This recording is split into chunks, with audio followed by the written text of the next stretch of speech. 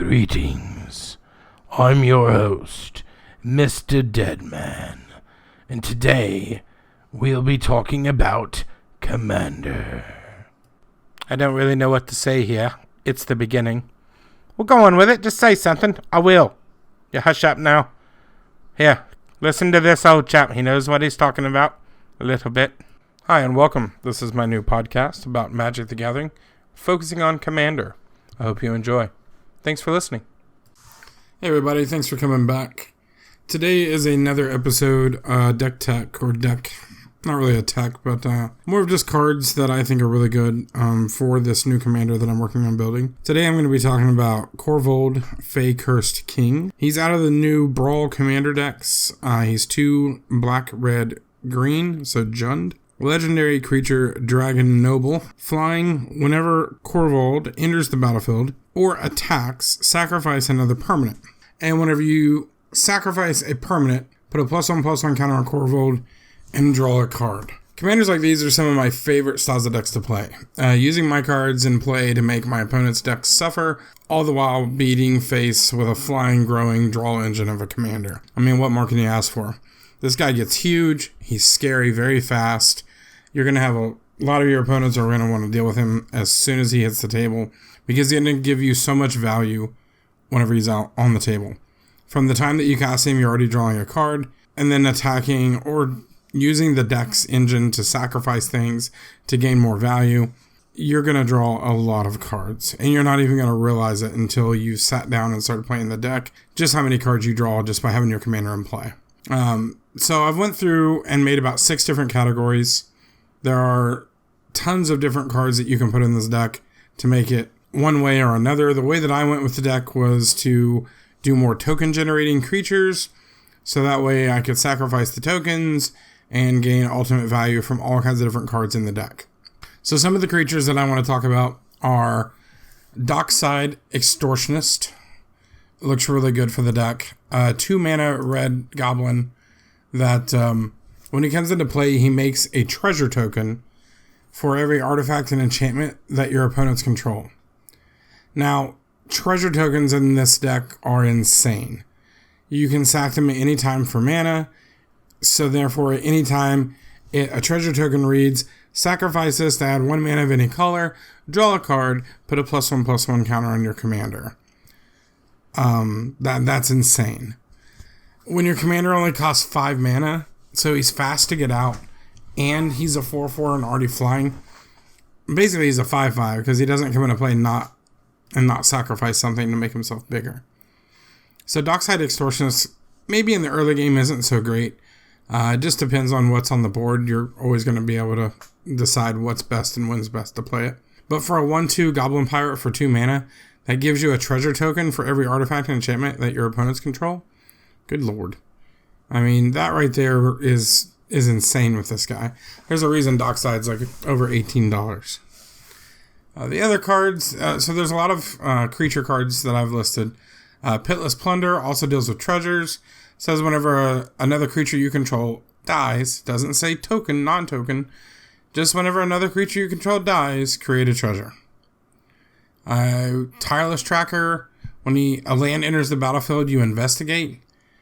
So that you control, of course. So whenever you play a land, you get a clue. And whenever you sack a clue token, which it's 2 mana to sack a clue token, and you draw a card. When you sack a clue token, you put a +1/+1 counter on Tireless Tracker. So we're probably not using that as much. I mean, the +1/+1 counter on Tireless Tracker doesn't matter as much. But the idea of being able to play a land, get a clue token, pay 2 mana, sack the clue token, draw a card, put a +1/+1 counter on our commander, draw a card from the commander. I mean, it's just so much value in this deck. Another creature that works really well with him and that I enjoy is Sir Conrad the Grim. He's a 5 mana black legendary creature human knight. And he says whenever a creature dies or a creature card is put into a graveyard from anywhere other than the battlefield, or a creature card leaves your graveyard, Sir Conrad Grim deals 1 damage to each opponent. And then for 1 and a black, each player puts the top card of their library into their graveyard. So with this guy, you're basically, it's just any time a creature dies is where you're at with it. Every time you sack a creature to your commander, or sack a creature to anything else in your deck, he's gonna be dealing a lot of damage. I've seen this guy do 15 to 20 damage in a game in like a matter of like 3 or 4 turn cycles. I mean, he gets really bad. Another great card for the deck is, of course, the old OG Jund commander that makes tokens, Prosh, Skyraid of Kier. Prosh is a 6-mana Jund 5/5 legendary dragon with flying that says whenever you cast Prosh, you put X01 red Korvold creature tokens into play. He also has the ability where you can sack another creature and Prosh gets +1/+0. So with him on the table, you have a creature sacrifice outlet, so you can sack as many creatures as you want to be able to, pump your commander and also pump Prosh if that's important. Prosh is really good for just putting 7 bodies on the table as soon as you cast him. Not the best to reanimate, because he'll only be a 5/5 body, no tokens, because you have to cast Prosh to get those tokens. Another great card that I really enjoy, it was always scary in Standard whenever it was in play, Tendershoot Dryad. Tendershoot Dryad's a 5-mana 2/2 that has a Send. And so if you have 10 or more permanents in play, you get the City's Blessing. And at the beginning of each upkeep, create a 1/1 green sapling creature token. So that's not just your upkeep, that's your opponent's upkeeps as well. And then saplings have a +2/+2 as long as you have a City's Blessing. Not so worried about the City's Blessing side of him. We just want to make a token every upkeep. So for 5 mana, you get a 2/2 Dryad that can make a token in everyone's upkeep. By the time it gets back to your turn, you've gotten 3 or 4 tokens. You've got plenty of sack fodder for all these different cards in the deck. Another great card that makes tokens is Chittering Witch. 4 mana black, 2/2 human warlock. When she enters the battlefield, you make X11 black rat creature tokens, where X is equal to the number of opponents you have. So normally you're making 3 tokens. And then she has the ability to pay 1 on a black and sacrifice a creature, and target creature gets -2/-2 until end of turn. So she's somewhat removal. For 4 mana, 2/2 body with 3 other 1/1 rats, I'm okay with it. Plenty of sacrifice fodder, plenty of ways to be able to use her ability to sack other creatures, to kill creatures, and pump your commander and draw cards. Another awesome commander for this deck is Indrik Seer, Master Breeder. So when you have Indrik out, you need to have a sack outlet of some sort, or just be able to control how many creature spells you play, because it says whenever you play a creature spell, you put X11 black thralls onto play, where X is the spell's converted mana cost. And when you control 7 or more thralls, you have to sacrifice Indrik. We don't want to ever sacrifice Indrik. We want to be able to keep him on the battlefield and constantly making tokens, so that we have sack fodder for all of our other things on the table, and sack fodder for our commander. A lot of times when you're playing Korvold, you try to get him out so fast that you end up having to sack a land or something of that nature when he comes into play. And a lot of times that's okay, because you'll have other things in your deck that'll help you get your lands back. But getting one of these other token generators onto the table before you play your commander is crucial, because then you're not losing any value and you're staying ahead of the flow. Another great card for this deck, which is very cheap, 3 mana, 3/3, Sprouting Thrynax. It's an uncommon 3/3 that whenever it dies, you create 3 1/1 sapling creature tokens. So you can play him on turn 3, say you've ramped, and turn 4, turn 5, you're playing Korvold, and then you're sacking the Thrynax to have 3 more 1/1s ready to go for his ability. Another awesome card for the deck, creature-wise, is Squee the Immortal. So Squee is in 2.0 is what I call it. He's 3 mana, 1 red for a 2/1 goblin, and you may cast Squee the Immortal from your graveyard or from exile. So this guy just constantly gives you free sacrifice guy. Not free, but always an option to have a creature to sacrifice. So you can always pay 3, put him into play, and then sacrifice him to your commander, draw a card, and get a +1/+1. Other cards that are more commonly known are Avenger of Zendikar, creating plant tokens for the number of lands you have in play. Another great creature that works really well with all your other creatures in this deck is Mirren of Clan Neltoth. Now Mirren is a 4 mana Golgari creature that's a 3/4 human shaman. And whenever another creature you control dies, you get an experience counter. So she's a part of the experience waves of the old commanders. I believe it was 2015. And at the beginning of your end step, you choose a creature card in your graveyard, and if the creature card's mana cost is less than or equal to the number of experience counters you have, return it to the battlefield. Otherwise, you put it in your hand. So she's always going to get you a creature back one way or the other, either to your hand or the battlefield. But if you have enough experience counters, which you will definitely get with this commander, you're going to be sacking tokens, you're going to be sacking other creatures, squee, all kinds of stuff. So with that much experience counters being able to hit her all at one time, getting back creatures at the end of turn that create more tokens, your board state will look like it never gets smaller. You're always going to be growing because Mirren is super powerful in this deck.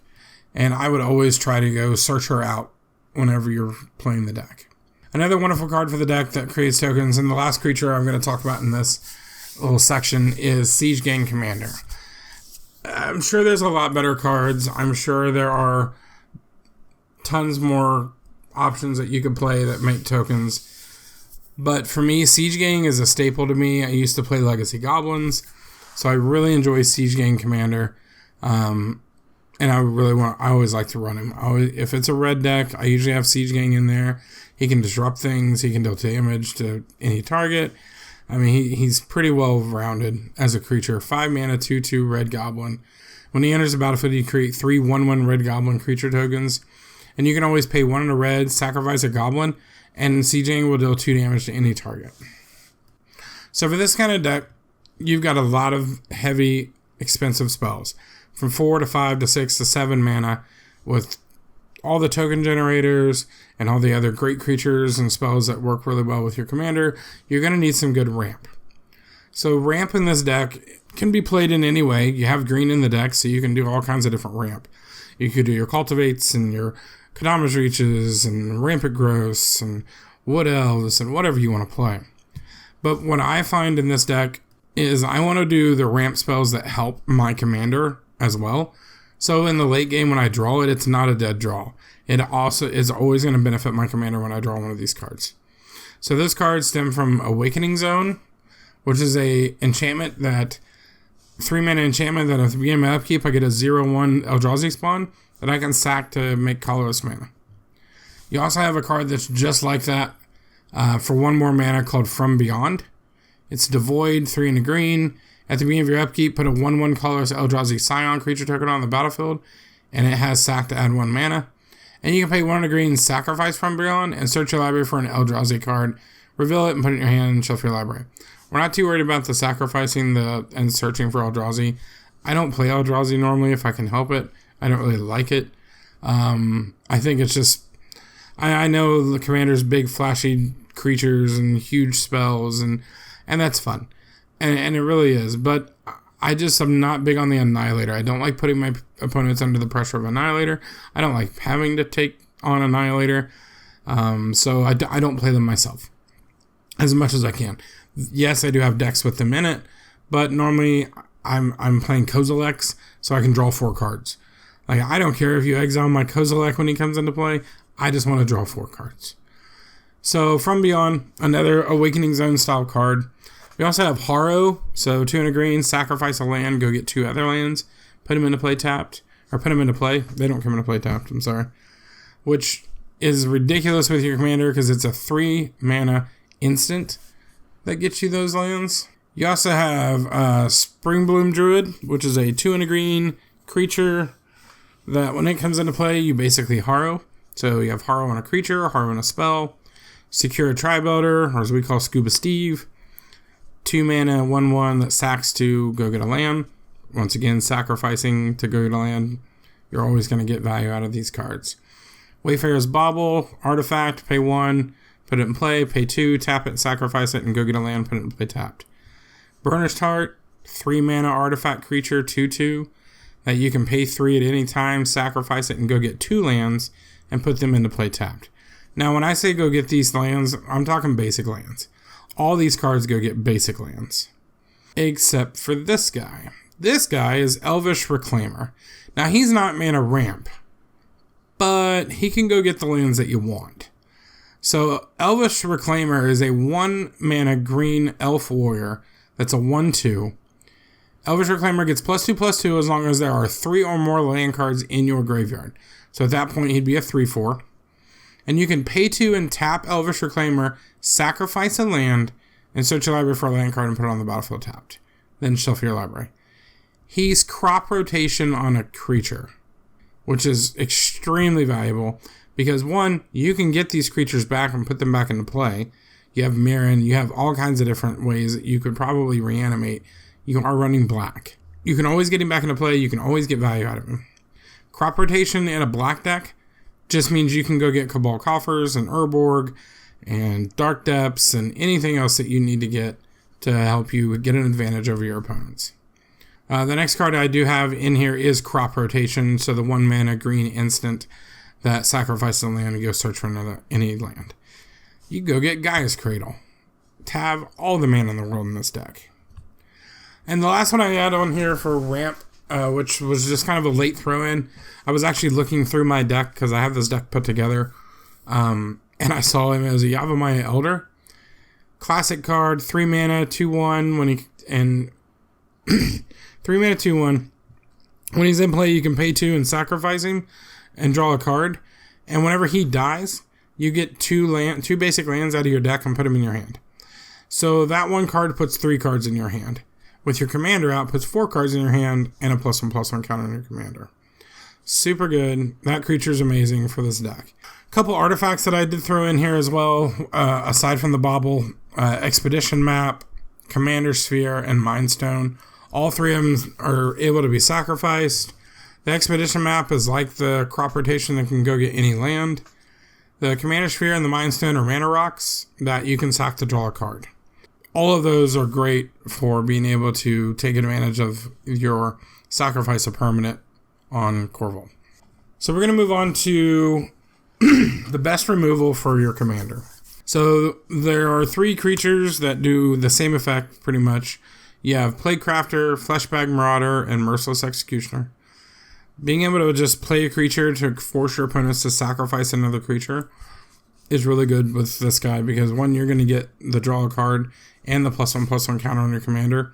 Even if your commander is not in play, those cards can get rid of the pesky things that are indestructible, things like that, because they force your opponents to sacrifice those creatures. A way to deal with enchantments is Caustic Caterpillar, Thrashing Brontodon. Both of those, when they're in play, you pay amount of mana, 1 mana I think on both, and you sacrifice them to destroy an artifact or enchantment. Other cards that I enjoy playing are like enchantments like Seal of Doom. I know you're not going to get it back, but it's a cheeky little way that you can destroy a non-black creature for 3 mana enchantment that's on the table. So you can just sack it at any time, pump your commander, draw a card, and kill a creature. Being able to do those 3 things for the 3 mana you spent on that card is insane. Another card I really like is Cavalier of Night. So Cavalier of Night is one of the new Cavaliers. He's 2 black, black, black. So a little heavy on the black, but there are only 3 colors. It shouldn't be too hard. And he's a 4/5 with lifelink, and when he comes into play, you can sacrifice a creature to destroy target creature an opponent controls. And when he dies, you can pick up a card from your graveyard that costs 3 or less and put it back to the battlefield. So a creature card. So that guy can get back your Elvish Reclaimer. That guy can go get you back a lot of different cards, like your Tireless Tracker, your Dockside Extortionist. So having both abilities on that card is really good. Plus he's forcing you to sacrifice a creature. So it helps your commander and you get to kill something. Another card that I really like for the deck, which is a little expensive, mana-wise, it's 7 mana. And that's Overseer of the Damned. So Overseer of the Damned is a flying 5/5 demon for 7. He's black. And whenever the Overseer of the Damned enters the battlefield, you may destroy target creature. So this is one of the black cards that can destroy any target creature. It doesn't have to be non-black or non-artifact. And whenever a non-token creature an opponent controls dies, you create a tapped 2/2 black zombie creature token. That's the kicker on this card. Yes, you get to play a 5/5 flying demon that kills a creature. That's great. But because you kill that creature, you're now getting a tapped 2/2 black zombie that you can sack to your commander whenever he attacks or comes into play. So super value on that guy. I know it's 7 mana, but then at any point in time, as long as this guy's in play, if a creature your opponent's controls dies, you get that 2/2 zombie. So if someone wraths the board, say there's 9 other creatures in play that aren't tokens, you're going to get 9 2/2s after the wrath resolves, because he will see all of them die. And another great card to put in here, it's an enchantment that does pretty much what the Flesh Bags and the Merciless Executioners do, and that is Dictate of Erebos. Dictate of Erebos is a 5-mana black enchantment that has flash, and it says whenever a creature you control dies, each opponent has to sacrifice a creature. So if I kill 5 of my creatures, each opponent then has to sacrifice 5 creatures. Great way to keep the boards clear. A lot of decks can't outplay or outrun that Dictate. A lot of decks don't make enough creatures to be able to keep them on the board when all you're doing is sacking tokens that don't mean anything. So Dictate of Erebos, and there's another one, Grave Pact, that does the same thing. I like to play Dictate because I can flash it in and really mess with some of the gameplay to really throw off my opponents. So the best value cards for your commander are going to be a lot of these different things. Revel in Riches is one.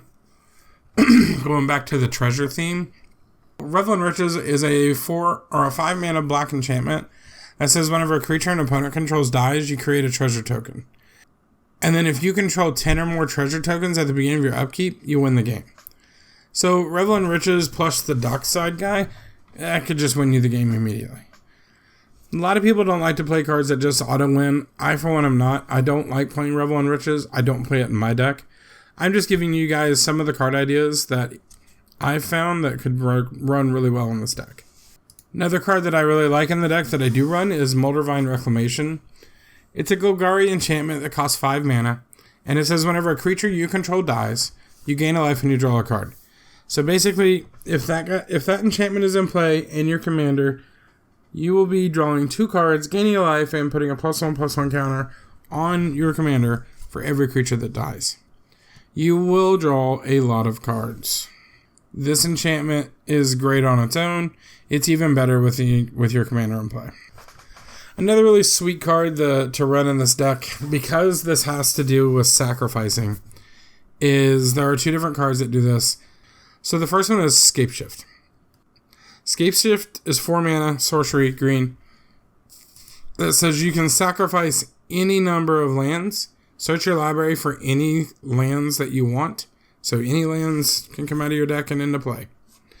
And with your commander on the table, say you have 6 mana the turn after you cast him, you play Scapeshift for 4, you sacrifice all 6 lands, those 6 lands then come into play, your commander gets +6/+6, and you're drawing 6 cards.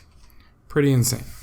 The next card that I really want to talk about on that same line is Wave of Vitriol.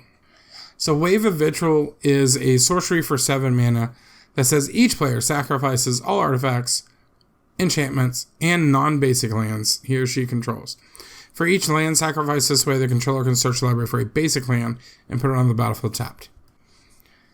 This is another form of the sacrificing your lands, a massive sacrifice. So if you have a lot of non-basic lands in play, you know you have the basics to cover it back up. You just need that little extra oomph, or you need to get rid of problematic artifacts and enchantments that are on the board across the table from you. This card will do it in one fell swoop. So it's another style of card like Scapeshift, but it's going to take away your non-basic lands and give you basics. So it's kind of backwards to it. Another great card that I like to run is Eldritch Evolution. So I like to take my little 1/1 saplings that I make, sacrifice them, and go get a 2-drop and put it into play like my Dockside. So Dockside can come into play off of a token by using this 3 mana spell. 1 green sorcery. As an additional cost to this, you sacrifice a creature, and then you search a library for a creature card with converted mana cost X or less, where X is 2 plus the sacrificed creature's converted mana cost. Put that card on the battlefield and shuffle your library. Then you exile the Eldritch Evolution. So it's kind of like a birthing pod, but for +2 instead of +1. Like if I've got, say you got the 5 mana Cavalier Knight out, and your opponent just played a really big creature, you don't know how you're going to deal with it, or they're just gaining a lot of value off of it. You can Eldritch Evolution your Cavalier out, pick up the 3-drop from your graveyard, put it into play, use the Evolution ability to go get the Overseer of Dam. So he goes and you go get Overseer of the Damned, take care of the creature, get a 2/2 zombie. All the while, if your commander's in play, you just drew 2 cards. Some other cards that I really like for the deck is the Dreadhorde Invasion or Bitter Blossom if you can afford it. Dreadhorde Invasion amasses 1 every turn, and you lose a life every turn for the amass. Basically, what you're using this for is sack fodder for your commander for the cost of 1 life, and you get a 1/1 zombie every turn. Along with the tokens and how everything works with that, a card I really like to run is Parallel Lives. Parallel Lives is a 4-mana green enchantment that says whenever you create a token, you create double that many. So if I played Siege Gang Commander with Parallel Lives out, instead of getting 3 1/1 goblins, I would get 6. That really doubles the value of all the token generating cards in your deck and makes them super worth the amount of mana you're paying for them.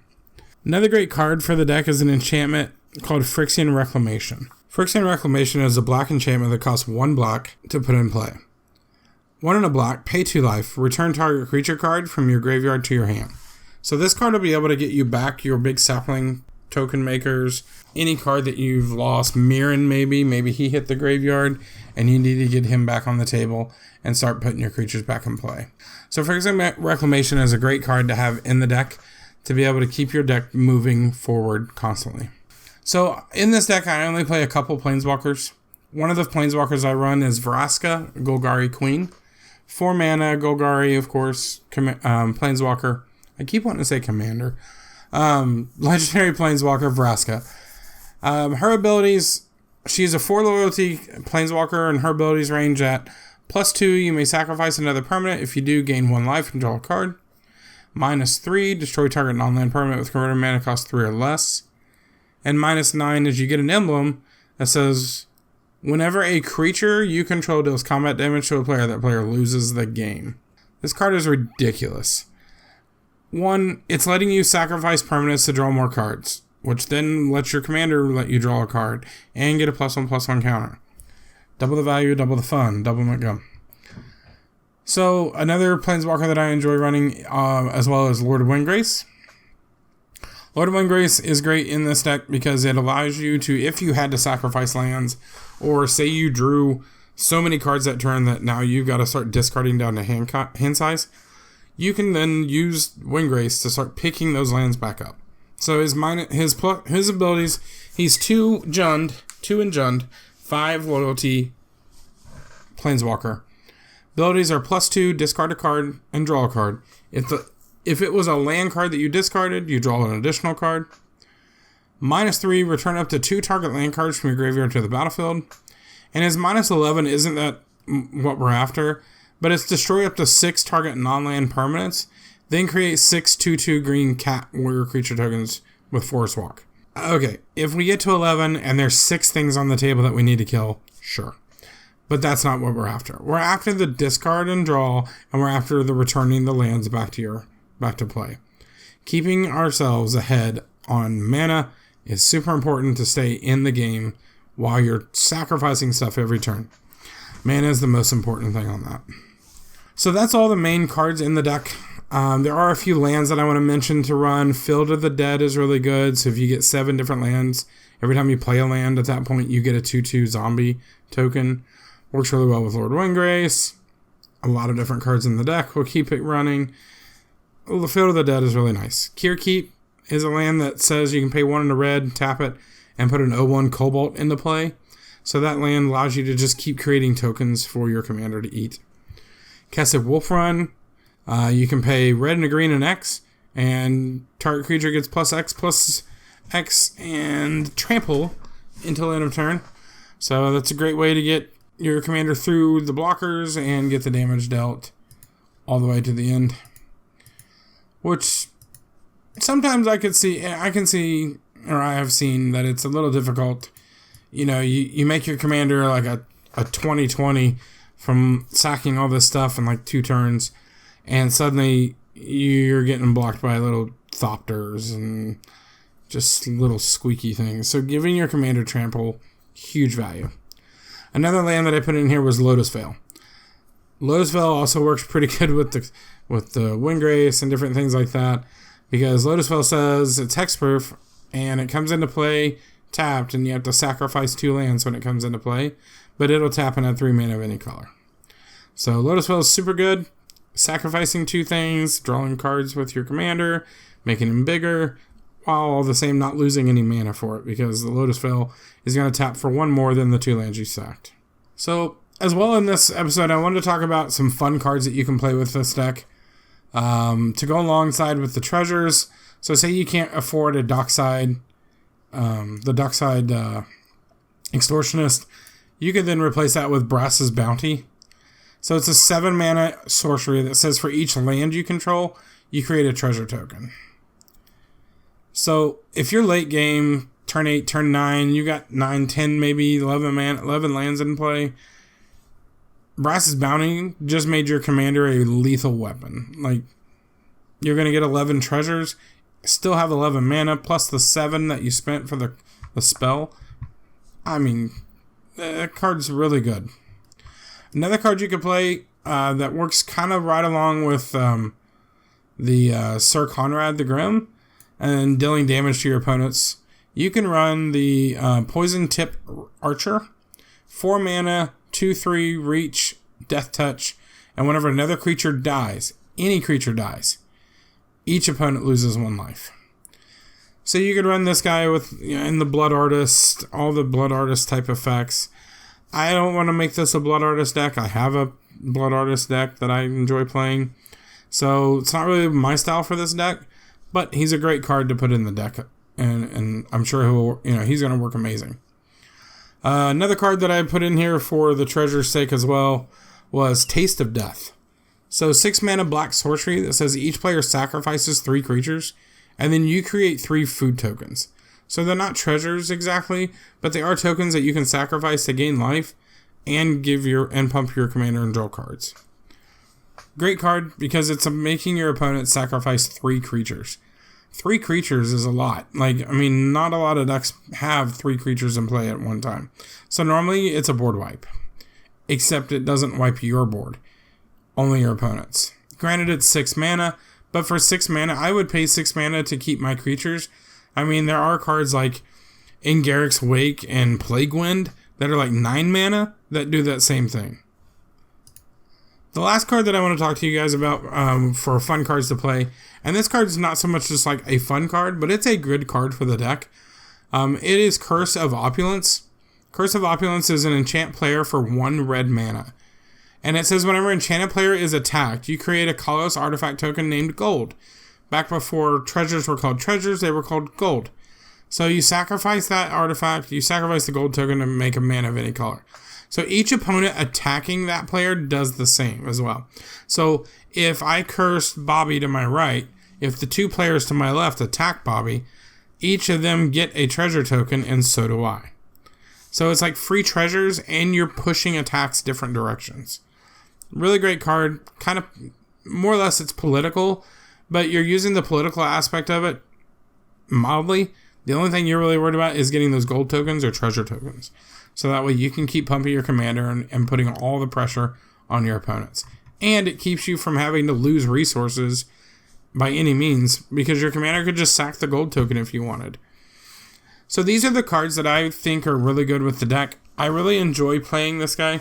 I've only gotten to play like 1 or 2 games with him, but he seems very fun. The deck works really well together. I was always constantly making tokens, sacking the token. I run also like Mimic Vat in the deck, and both the Phyrexian Altar and Ashnod's Altar to just kind of go a little crazy and create a bunch of mana and then play all my creatures back out. So I think he's really fun. I did get to one-shot someone with commander damage with him, but that was so late in the game that I felt like I was just doing regular damage at that point.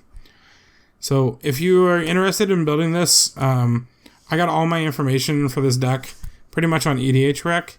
It's not the only place that I look for information, but it's a pretty good source. I'm not sponsored by them in any way. I just really enjoy their site. So thanks again for listening. I hope everyone enjoyed. If you did, please leave a comment or tell me how I'm doing. Tell me what you want next. What would you like to hear about? What interests you?